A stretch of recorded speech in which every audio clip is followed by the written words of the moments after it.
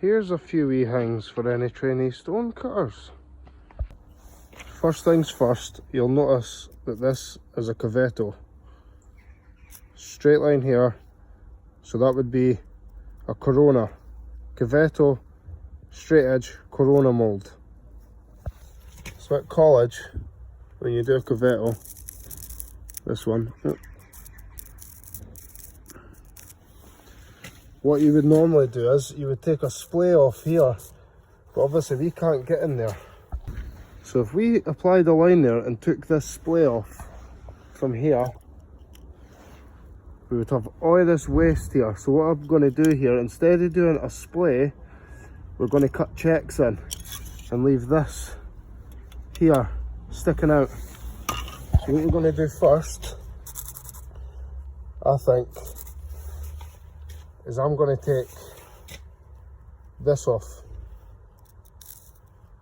This one here. I've got this to cut off here at the end. So the process is going to be take this off first, straight through. Then after that we're going to take this square out. Once that squares out, we're going to be left with this triangle. And we're left with this triangle at the end. We can then cut a splay in here. So there's your splay or a chamfer from this edge to that edge. That leaves us with this waste in here, nothing. Then we'll just cut that out by chisel. And at the end, we should have